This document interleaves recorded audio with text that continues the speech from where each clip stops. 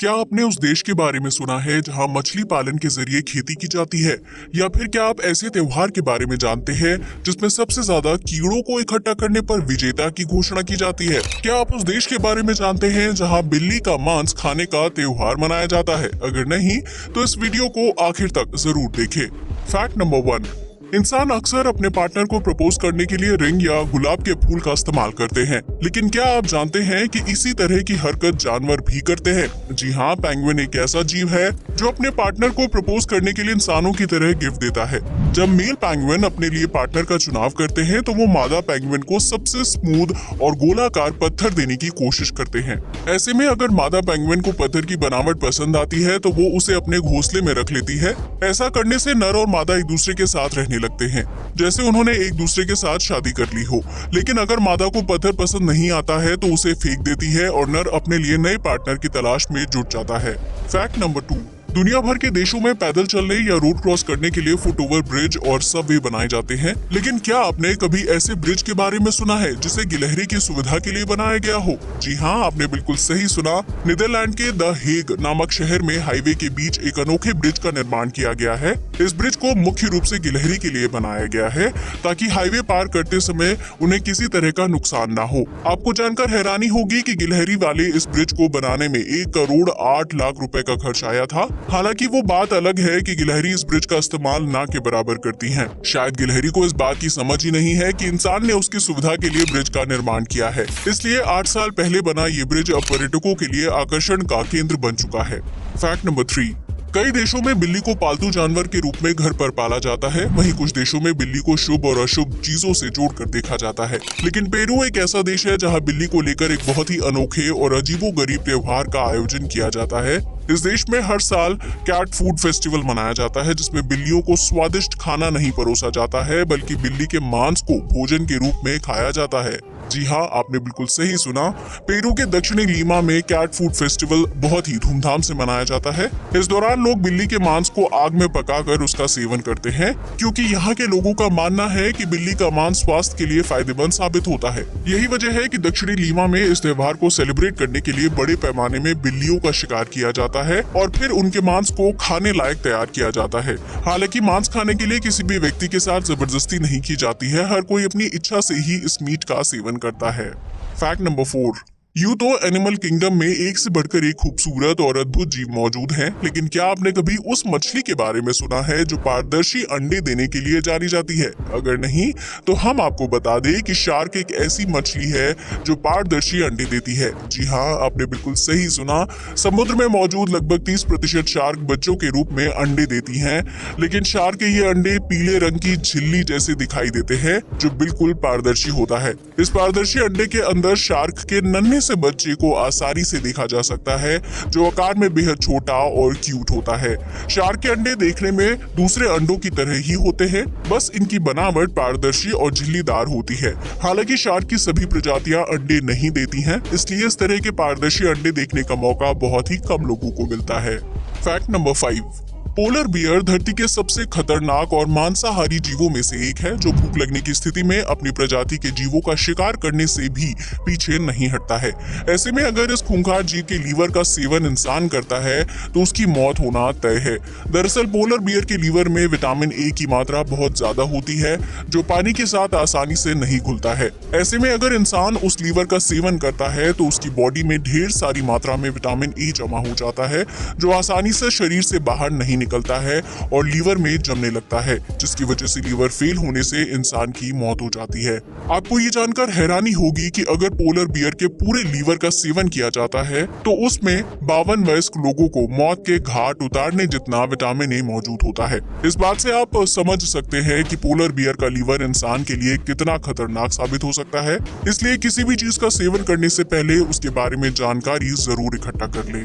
Fact number 6, हवाई जहाज को आसमान में उड़ान भरने के लिए फ्यूल की जरूरत होती है, लेकिन क्या आप जानते हैं कि दुनिया में एक ऐसा प्लेन भी मौजूद है जो सौर ऊर्जा से चलता है।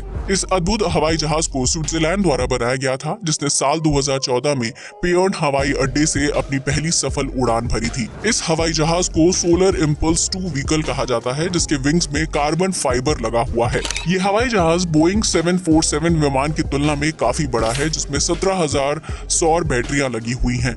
आपको बता दें कि सोलर इम्पल्स 2 व्हीकल एक बार चार्ज होने के बाद कई घंटे तक हवा में उड़ान भर सकता है, जो फ्यूल की खपत को कई गुना तक कम करने का काम करता है। अब तो आप समझ ही गए होंगे कि सौर ऊर्जा से सिर्फ बिजली का ही उत्पादन नहीं किया जा सकता, बल्कि इससे हवाई जहाज को भी उड़ाया जा चुका है। Fact number 7। आमतौर पर अगर किसी शहर या देश में लोग रहते हैं तो वहां जन्म और मृत्यु को लेकर कोई नियम नहीं बनाया जाता है, लेकिन नॉर्वे में एक ऐसा शहर भी मौजूद है जहां लोगों के मरने पर सख्त पाबंदी है। जी हाँ, आपने बिल्कुल सही सुना। इस शहर का नाम है लॉन्गयोर्बेन। दरअसल ये शहर उत्तरी ध्रुव के बीचों बीच एक आइलैंड पर बसा हुआ है, जहाँ कड़ाके की सर्दी पड़ती है और पूरा शहर बर्फ की मोटी चादर में छुपा रहता है।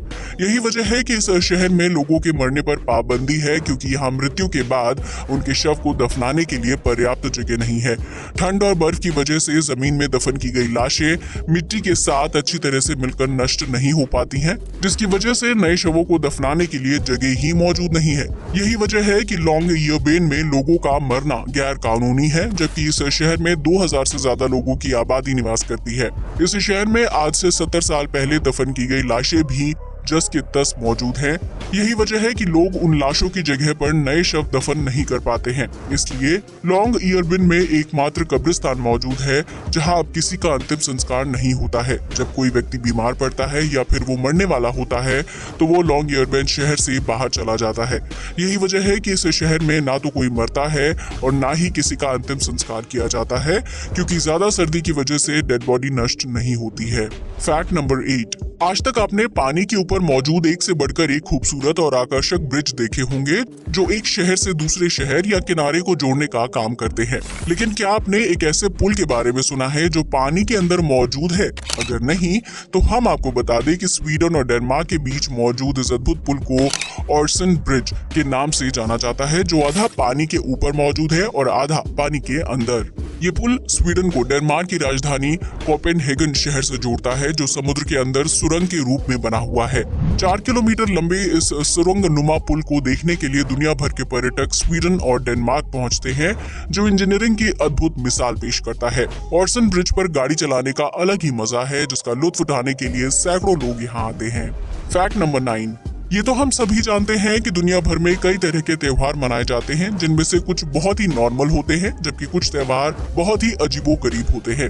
ऐसा ही एक त्योहार इंग्लैंड के ब्लैकवोटन शहर में मनाया जाता है, जहां हर साल मई के महीने में लोग कीड़े पकड़ने का अजीबोगरीब खेल खेलते हैं। इस त्योहार में शहर के लोग एक खेल में हिस्सा लेते हैं, जिसके तहत उन्हें 15 मिनट के अंदर जमीन से कीड़े इकट्ठा करने होते हैं। जो व्यक्ति सबसे ज्यादा कीड़े इकट्ठा कर लेता है, उसे खेल का विजेता घोषित कर दिया जाता है। इस खेल को जीतने के लिए लोग तरह तरह के उपाय करते हैं, ताकि जमीन के अंदर छिपे हुए कीड़े बाहर आ जाएं और वो उसे पकड़कर गेम जीत जाए। इस मनोरंजक खेल को देखने के लिए इंग्लैंड समेत दूसरे देशों के लोग भी ब्लैकवोटन पहुंचते हैं, जहां लोगों को 15 मिनट के लिए पागलपन की हद पार करते हुए देखा जा सकता है। Fact number 10।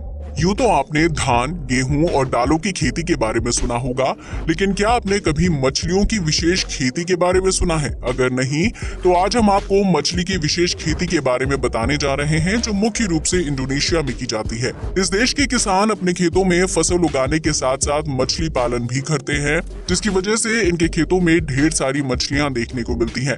इंडोनेशिया में मुख्य रूप से चावल की खेती की जाती है, जिसके लिए ढेर सारे पानी की जरूरत होती है, लेकिन खेत में ज्यादा मात्रा में पानी होने की वजह से फसल में कीड़े लगने का डर बना रहता है, जिससे छुटकारा पाने के लिए किसान खेत में ही मछली पालन करते हैं। इंडोनेशिया में फिश एंड राइस की खेती बहुत ज्यादा प्रचलित है, जिसके तहत खेत में जमे पानी में मछलियों को छोड़ दिया जाता है। ये मछलियां पानी में रहते हुए चावल की फसल पर लगने वाले कीड़ों को भोजन के रूप में खा जाती हैं, जिससे किसानों की फसल बर्बाद नहीं होती है। इस तरह किसान चावल की खेती के साथ साथ मछली पालन के जरिए 2 गुना मुनाफा कमाते हैं और इस काम में मेहनत भी बहुत कम लगती है। इसलिए ये कहना गलत नहीं होगा कि इंडोनेशिया के किसान चावल के साथ मछली की खेती भी करते हैं, क्योंकि यहाँ मछली पालन के लिए अलग से तालाब या वाटर टैंक नहीं बनाया जाता है। तो दोस्तों आज के लिए बस इतना ही। वीडियो अच्छा लगा हो तो इसे लाइक और शेयर करें, साथ ही हमारे चैनल को भी सब्सक्राइब करें। जय हिंद दोस्तों।